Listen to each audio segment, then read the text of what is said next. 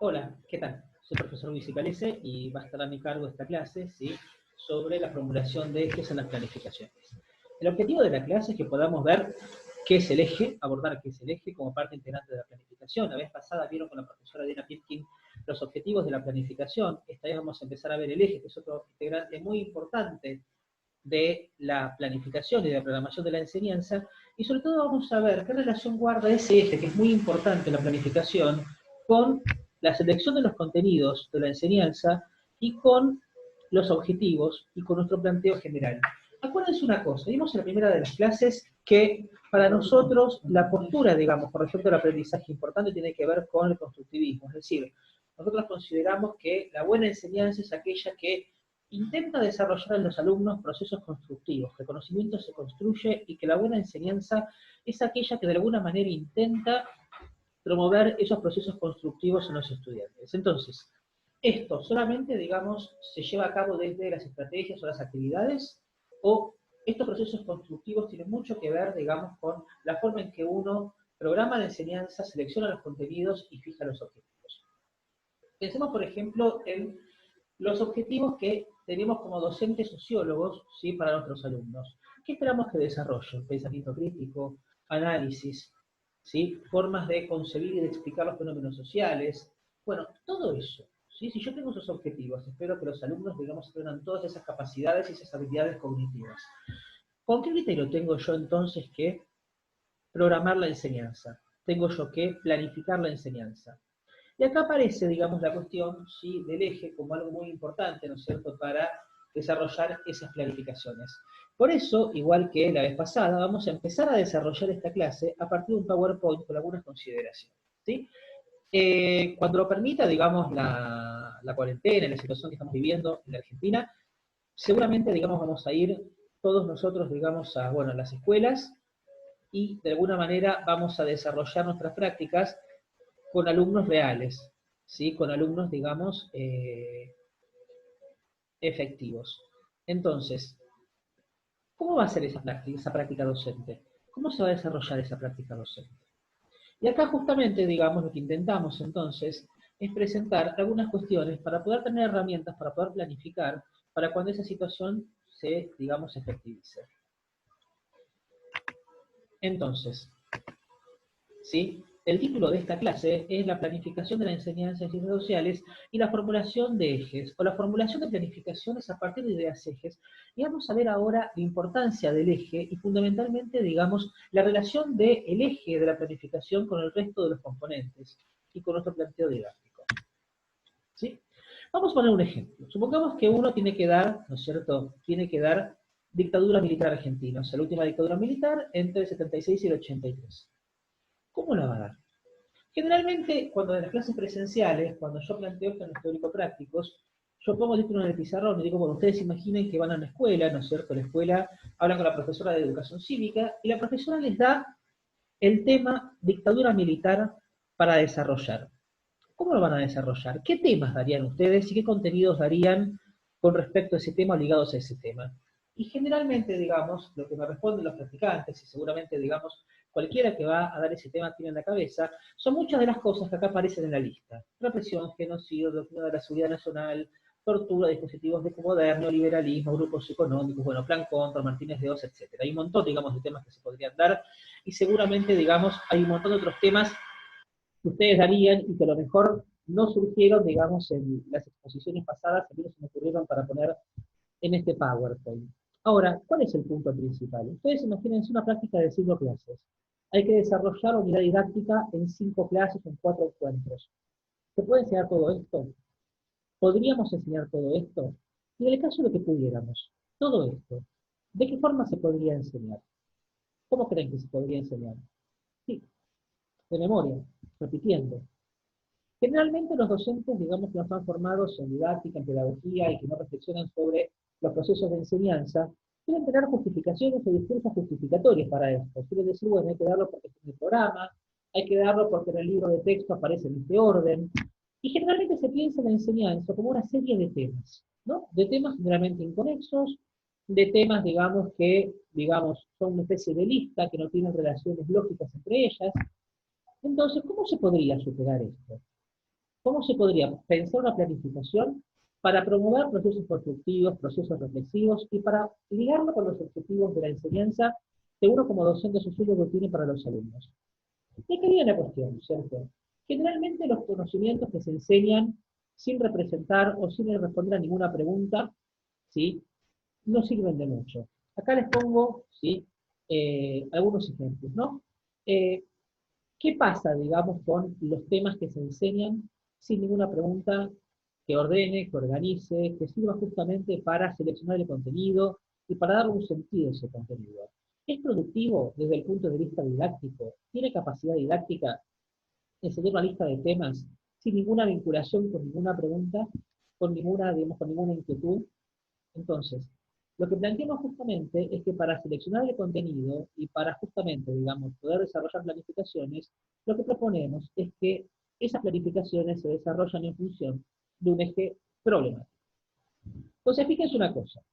Yo tengo el tema última dictadura militar argentina. En lugar de ofrecer toda esa serie de temas inconexos, sin relaciones entre sí, sin articulación, que aparte no responden a ninguna pregunta, seguramente aparte habrá muchos temas que los alumnos ya conocen, porque por suerte, digamos, estos temas han sido, digamos, muy desarrollados por el uso cultural, editorial, se ven en muchas partes, en muchas instancias escolares. ¿Es productivo eso? O tal vez es mejor establecer una pregunta, ¿sí?, que esté relacionada con algún aspecto que yo quiero mostrar de ese tema, para poder organizar los contenidos. Entonces, en ese sentido se me ocurrió dejar esta pregunta, ¿no es cierto? ¿Qué pasa si yo empiezo, digamos, proponiéndole a los estudiantes esta pregunta problema para que ellos respondan y para que ellos resuelvan? La última dictadura militar implicó solo un cambio de gobierno, fue solamente un cambio en el gobierno, o aparte implicó el cambio en el sistema social, o un cambio en el sistema económico y social.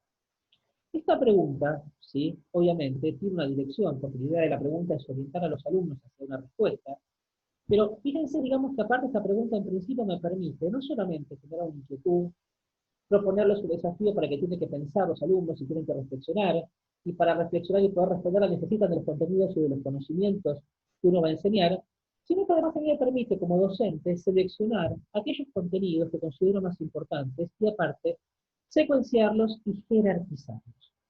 Entonces, ¿qué es un eje? Bueno, en principio un eje, digamos, es una proposición, porque el eje puede ser problemático o temático. El temático es una proposición. El problemático es como este, que es una pregunta.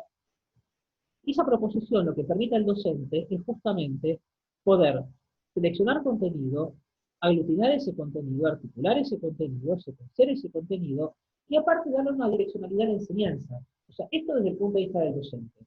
Y desde el punto de vista del alumno, de los alumnos, lo que permite el eje justamente, sobre todo eso es un eje problemático, que tiene una potencialidad didáctica mucho mayor, es permitir la reflexión, que el contenido tenga un significado, tenga un sentido. No es que se aprende el contenido porque sí, no es que se aprende el contenido, digamos, porque hay que aprenderlo. Se aprende con un propósito, se aprende, digamos, con un objetivo, se aprende, digamos, y se investiga además con el propósito de responder esta pregunta. Les dejo acá dos frases, digamos, ¿no es cierto? Dos frases, digamos, de el pedagogo Isabelino Siede, que ustedes tienen para leer en la bibliografía, ¿no es cierto? Con respecto, digamos, a cómo es que la pregunta tiene una función desde el punto de vista educativo. Entonces, generalmente, digamos, la pedagogía que ha prevalecido en las escuelas y que generalmente, digamos, se ha llevado a cabo, es una pedagogía de la respuesta más que una pedagogía de las preguntas. Es decir, el conocimiento muchas veces que los docentes ofrecemos es un conocimiento que no responde a inquietudes de los alumnos, sino que responde a inquietudes que son nuestras. Y sobre todo que no responde a ninguna pregunta, ¿sí?, que los alumnos hayan formulado. Distinto es, si uno en cambio formula una pregunta, ¿sí?, esa pregunta tiene relación, digamos, con las inquietudes de los alumnos y permite justamente que los alumnos investiguen el conocimiento, se apropien del conocimiento para desarrollar esa pregunta. Fíjense, digamos, el eje problemático, digamos, tiene una función orientativa, tanto para el docente como para el alumno, ¿sí? Digamos, la pregunta no es para averiguar lo que uno sabe, o para identificar qué conocimientos previos tienen, o para saber, digamos, cuánto no saben los alumnos. La pregunta tiene acá una función que tiene que ver justamente con orientar a los alumnos, primero, digamos, en la búsqueda del conocimiento, en la apropiación del conocimiento, y a los docentes, sí, básicamente, en la selección y secuenciación aparte de los contenidos. Fíjense que se plantea, digamos, acá la cuestión es de otro lugar totalmente distinto.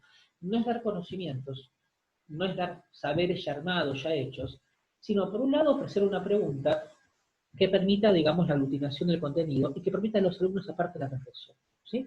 Es decir, pensar a partir de lo que ya saben y aparte generando la necesidad de que ellos vayan a buscar el conocimiento y se apropien del conocimiento para poder responder esta pregunta.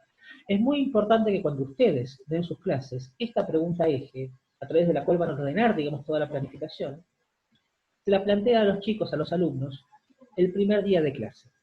Porque justamente, digamos, el eje es aquello que vertebra, es aquello que organiza toda la planificación. Entonces, ¿por qué, digamos, organizar las planificaciones en torno a preguntas eje? Primero porque las preguntas científicas, digamos, generan, digamos, una avidez por el conocimiento, es decir, no existen, digamos, los conocimientos científicos fuera de preguntas. Fíjense cómo, por ejemplo, se construye conocimiento científico en los ámbitos científicos, en las comunidades científicas. Siempre se desarrolla en función de preguntas, nunca está desconectado el conocimiento de la pregunta. Y sobre todo porque, si el conocimiento científico propone, digamos, propone de alguna manera un recorrido conceptual para los alumnos, es decir, propone, digamos, un camino del conocimiento para que los alumnos se vayan apropiando del saber. Y otra cosa importante también, digamos, ¿no es cierto?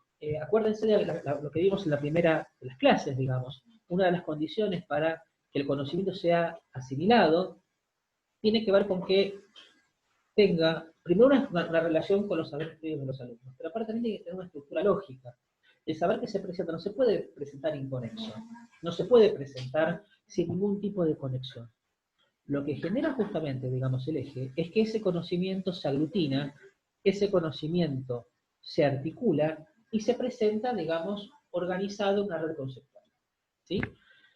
Entonces, en principio, estas son las razones por las cuales, digamos, proponemos organizar las planificaciones en torno a ejes problemáticos. ¿Qué es un eje, entonces? Un eje es una idea, digamos, un problema, una proposición propia de la disciplina, que tiene que permitirle al docente, por un lado, recortar el tema, ¿sí?, que va a abordar. ¿Por qué razón? Porque supongamos que yo tengo, volvemos al primer eje. Supongamos que yo me pregunto, ¿no es cierto?, que yo le pregunto a los alumnos para la dictadura militar argentina si la dictadura fue solamente un cambio en el gobierno o implicó aparte un cambio en el sistema económico y social. Si yo tengo que recortar el conocimiento, recortar el contenido, para armar una planificación en función de ese eje, va a haber ciertos temas y ciertos contenidos que van a estar mucho más por encima, van a ser más importantes que otros. Y hay otros que directamente o van a tener un rol muy secundario o directamente no van a estar. Por ejemplo, digamos, si yo tengo esa perspectiva, digamos, y pretendo trabajar con ese eje, o sea, la dictadura militar fue solamente un cambio en el gobierno, o aparte fue un cambio en el sistema económico y social, por ejemplo, el programa de Martínez de Oz, el rol de los grupos económicos dominantes, digamos, van a tener un rol fundamental, digamos. ¿Sí? ¿Por qué razón? Bueno, porque básicamente, digamos, es lo que yo quiero visibilizar. Yo quiero que los alumnos justamente vean, digamos, que el proceso militar no implicó solamente, digamos, un cambio en el gobierno, sino que aparte produjo un cambio, digamos, económico y social ligado al neoliberalismo, a las políticas de los sectores más concentrados de la economía, etc. Entonces, permite justamente, digamos, seleccionar, secuenciar y estructurar el contenido. Esto es muy importante. Hay contenidos que directamente, probablemente, digamos, no entran en la planificación. Por ejemplo, Malvinas. ¿Es un contenido importante trabajando con este eje? Lo es, pero a lo mejor, digamos, no tanto como otros. Y como son, digamos, y como aparte son pocas clases, probablemente es un contenido que queda fuera o que solamente se nombre. ¿Sí? Va a haber contenidos que se van a trabajar en profundidad y otros que solamente se van a nombrar o que se van a trabajar con mayor superficialidad. ¿Sí? Entonces, fíjense cómo, aparte el eje, lo que hace, digamos, es justamente organizar, ordenar un poco también la tarea docente, no solamente, digamos, el aprendizaje. Acá les pongo ejemplos de eje, entonces, ¿no? Digamos, bueno, de la dictadura militar, digamos que ya lo vimos, pero, por ejemplo, si yo quiero trabajar derechos humanos, ¿no? Y yo, por ejemplo, observé, digamos, en los alumnos que muchos de ellos creen que el derecho es una cosa intrínseca a uno, ¿no es cierto? Supongamos que uno tiene que dar clases en por ejemplo, en una escuela secundaria, en donde existe, digamos, un aprendizaje previo con respecto a los derechos, y esos derechos, de alguna manera, son vividos, son sentidos como algo intrínseco a las personas, o como una cosa, digamos, que están dadas. yo puedo trabajar desde la sociología que esos derechos no son solamente algodados, sino algo que se construye, que se conquista, y en donde la organización social, política, los partidos políticos, los movimientos sociales, el sindicalismo, el movimiento obrero, el movimiento de mujeres, tienen, por ejemplo, un rol importante. Entonces, yo puedo trabajar con este eje. Los derechos humanos, ¿se poseen o se conquistan? Entonces, ¿qué es lo que pasa? Tengo que mostrar justamente, tengo que dar todas las herramientas conceptuales, los contenidos a los alumnos, para que ellos justamente puedan ir respondiendo a esta pregunta y justamente orientándose hacia la idea de que los derechos se conquistan, que los derechos constituyen conquistas, digamos, que requieren, digamos, organización. Piensen entonces todo el contenido, digamos, que ustedes seleccionarían con este eje, los ejemplos que seleccionarían, los casos que analizarían en el aula, las actividades que propondrían, ¿sí? Que dependen justamente, digamos, de este tipo de eje. Si yo propusiera otro tipo de, por ejemplo, de eje vinculado con los derechos humanos, por ejemplo, los derechos humanos, ¿son para todos o son para algunos? ¿Sí? ¿Son derechos y son para algunos? Bueno, ese es un eje totalmente distinto, digamos, me lleva a otro tipo de planificación, a seleccionar otro tipo de contenidos y a jerarquizarlos de otra manera y secuenciarlos de otra manera y trabajar con otros ejemplos. ¿Sí? Acá les dejo, por ejemplo, otros ejes, ¿no es cierto? El eje 1 sobre poder. Fíjense una cosa, ¿no es cierto? En el este eje sobre poder, porque el tema es poder. Se trata de alumnos que tuvieron que dar el tema Foucault, ¿sí? En materia de sociología del CBC. Y fíjense que el tema es poder, obviamente, digamos, ¿no? De Foucault, digamos, el tema más importante es poder. Ahora, fíjense que acá ellos plantearon, digamos, dos tipos de ejes en relación a dos tipos de elementos que ellos quisieron visibilizar. En el primero preguntaron si el poder se puede tener. O sea, si el poder se tiene o si el poder se ejerce, sería, ¿no? Obviamente mostrando que Foucault justamente establece, sostiene, que el poder no se posee, que el poder se ejerce, porque el poder no está en los individuos, sino que está en las estructuras. Mientras que el otro eje en realidad no hace tanto hincapié, digamos, en el tema del poder, sino que hace más hincapié en el tema de las instituciones. Justamente se pregunta, ¿somos las personas quienes hacemos las instituciones? Eso está claro, obviamente, o también son instituciones las que hacen a las personas. Entonces, lógicamente, ahí está, digamos, el eje puesto, por ejemplo, en los procesos de socialización, en las estructuras de poder, en cómo las estructuras de poder construyen identidades y construyen, digamos, subjetividades, ¿sí? Entonces, fíjense cómo, digamos, la construcción de ejes tiene mucho que ver, digamos, con varias cuestiones. ¿Sí? ¿Con qué tiene que ver entonces la construcción de eje? Tiene que ver, digamos, con los objetivos del proyecto, esto es muy importante, ¿sí? Porque, como dijo la profesora Diana Pipkin en la clase anterior, digamos, los objetivos son aquellos que direccionan, digamos, la enseñanza, ¿sí? Si yo, por ejemplo, tengo como objetivo que los alumnos, en el caso de Foucault, ¿sí?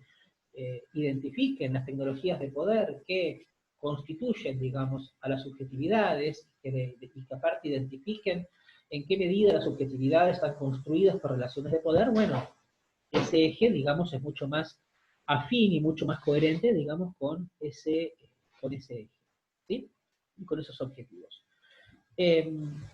Con el posicionamiento disciplinario, esto es muy importante, ¿sí? El eje que uno construye tiene que tener una vinculación muy fuerte y tiene que estar muy fundamentado en la disciplina. ¿Qué significa esto? El eje, ¿sí? Es un problema que tiene que ver con la disciplina. Uno no puede olvidarse que está enseñando sociología, en este caso, o que enseña alguna materia, digamos, alguna construcción escolar, por ejemplo, educación cívica, que no es una ciencia en sí misma, sino que es una construcción de la escuela, pero desde la perspectiva sociológica. Por lo tanto, ¿sí? La relación con el campo disciplinar, en este caso de la sociología, es muy importante.